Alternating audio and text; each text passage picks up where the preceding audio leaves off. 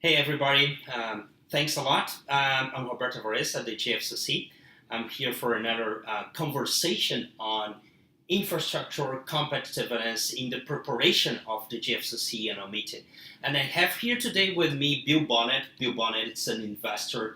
He has a long, let's say, career in Wall Street, was into venture capital, and today he's, let's say, the president of Whitecap Investments. But besides that career in investment and venture capital, Bill has really a great global experience in issues related to environment, sustainability, and energy. Yeah, so he sits on the board of the Smithsonian Environmental Research Center. He sits on the board of Synergos and other organizations. Yeah, and considering that, Bill, we will be talking about infrastructure and competitiveness in Saudi Arabia. That really has impacts in different areas. For instance, energy, yeah, energy, transportation, housing, etc. So, but and energy is one of the areas that's really connected to the environment and that's really being transformed today. And considering, let's say, both sides of your career and experience, which are the opportunities that you see for investments in sustainable projects around the globe today? And what can be done to mobilize private capital for those investments? Roberto, thank you for engaging me, and I look forward to Saudi Arabia. It should be quite a fascinating conference. I'm very much preoccupied with sustainable energy as an imperative for our planet in the context of the upcoming Paris talks and the common human need across all countries of limiting our CO2 emissions over the next 20 to 40 years. So, against a backdrop of a very complicated energy landscape and complicated global ecosystem for energy, we overlay that with the need to cut CO2 emissions. What does that mean for energy and infrastructure investment? It complicates it with oil and gas prices being low, with there being abundant coal supplies globally. We as a human race are confounded by the need to cut CO2 emissions in a way that doesn't raise everyone's costs unduly and impoverish the people around the world that can least afford it, higher energy costs. Yeah. So building a new coal plant at low cost would seem to be in the best interest of a consumer in a developing country, but is that consistent with a sustainable energy future and consistent with the path that a developing country needs to undertake? So I would see my role at the conference and one of my main preoccupations for developing sustainable energy solutions for developing countries, the enormous opportunities that presents for businesses around the world, and how to get that done economically. And which are, let's say, how could we mobilize private capitals for sustainable energy projects today? Today in the world, the largest funder for, let's say, sustainable energy projects is the German KfW, let's say the government development bank that's going that space.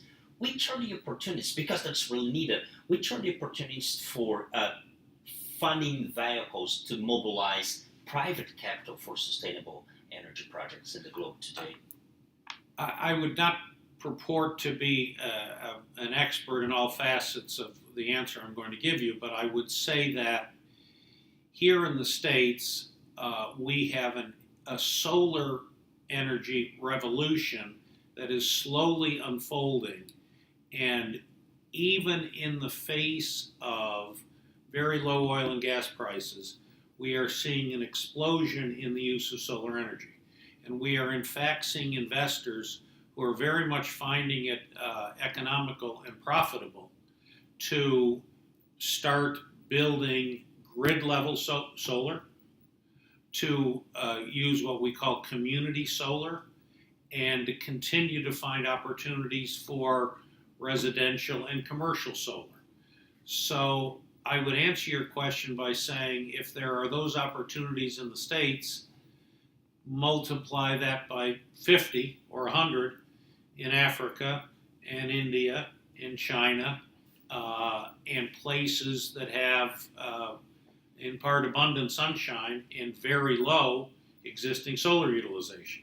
So where the development of a market in the United States has helped to drive down solar panel prices dramatically, we might expect with very efficient supply chains from China outward, we might expect the same thing to continue to take place as solar gets rolled out around the world. So I would be a very bullish on solar developing country and other countries' solar market opportunities. You're asking, of course, a very difficult question of how does one finance that and what are the preconditions to wider economic. Don't worry. Yeah. Okay. And I think my experience, perhaps not as great as some others, is that where a market exists, financing follows. Okay. And if you had asked me 5 years ago, would solar be as prevalent as it is fast growing as it is today in the United States? And I would have said no. And instead, decline in the cost of solar panels and demand from consumers has combined to create a market that wasn't there before. Okay. So I see that same kind of opportunity in Africa, India, and China, Indonesia, other countries with abundant sunshine, and relatively low-cost installations across different kinds of consumer and industrial bases. And financing, I believe, that could be done conventionally by private financial institutions. I know what your next question is going to be, and that is, are the regulatory and investment systems You're psychic. Yeah. sufficiently well developed to have that private finance taking place? And of course, that is indeed what we're here at this conference to talk about. I do know that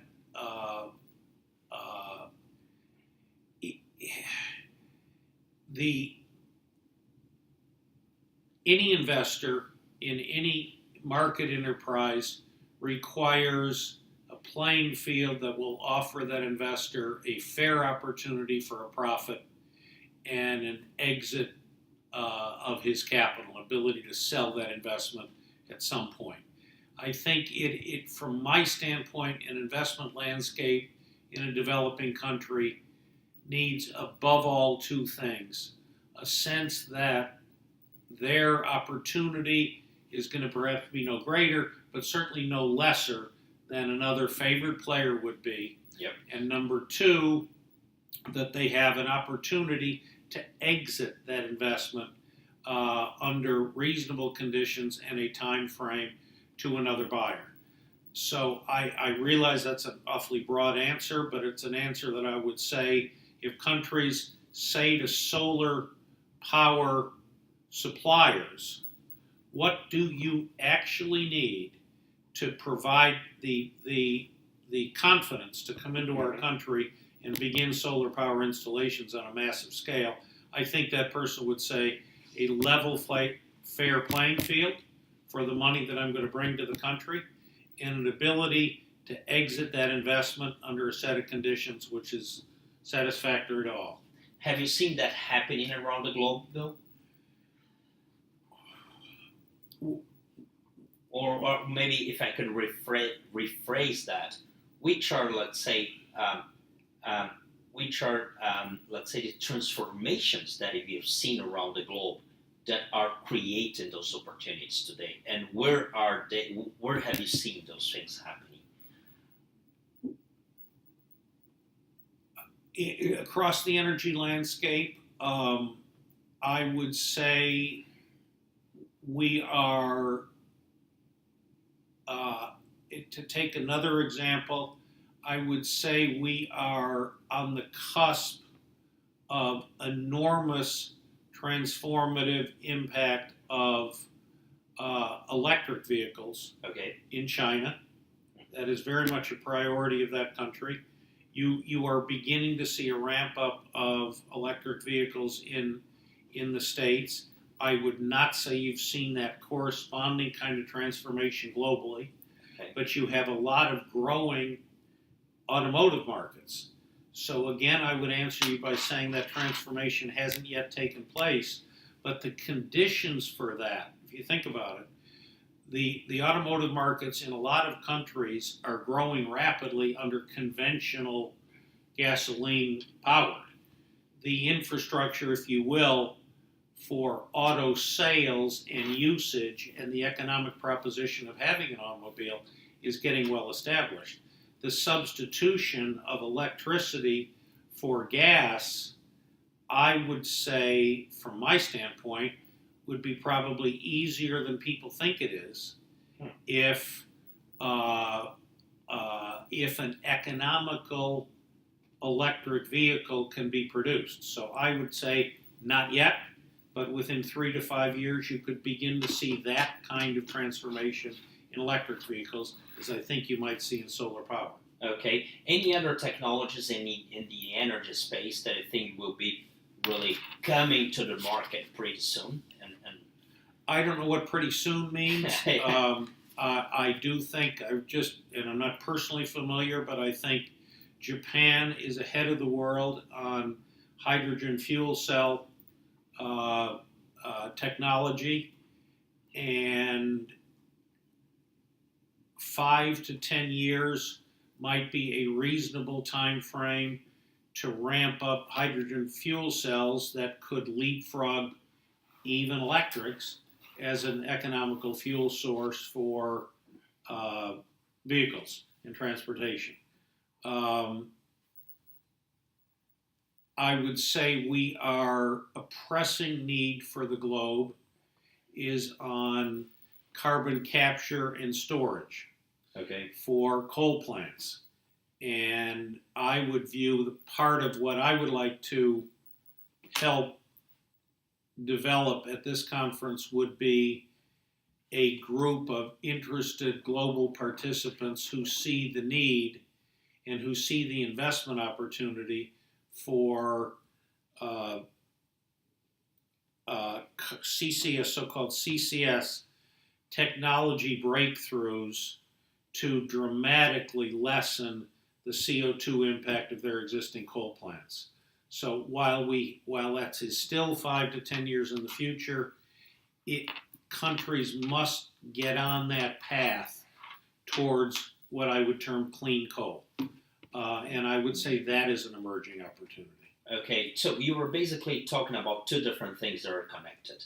You're talking about the development of energy markets themselves, like deploying solar, and at the same time, the development and investment in the technologies that will be needed for those markets to be created and developed. Yeah, that's right. And this is a I hope and not a overly hopeful perspective, but I see the world ready to embrace sustainability to a degree that will drive investment. It is being driven in the States and in China by very compelling public opinion. Let's just take public opinion in China, in part, is driving the investment in sustainable energy in a way that one might not have guessed 5 to 10 years ago. That is public demand for cleaner vehicles, for cleaner power plants, for more sustainable use of energy in China. I would see the same kind of public demand. This isn't a Detroit-led revolution. This is an innovation revolution on new sources of energy, which is taking place in the States. You see that kind of development in Brazil. It's had some bumps in the road, but you see a societal desire for sustainable use of biofuels in the entire world's energy mix. So that imperative would seem to be creating markets that will then provide the opportunity for investment. So I'm very much a bottom-up person of saying the world's citizens are understanding the need to prod existing capitalist institutions to provide people with the sustainable energy solutions that they're demanding. And that will create new industries, new business opportunities, And and a new better jobs. world. And a better world. Okay. Bill, thank you so much. See you in Saudi Arabia. Thank you very much, Roberto. Yeah, thanks for watching.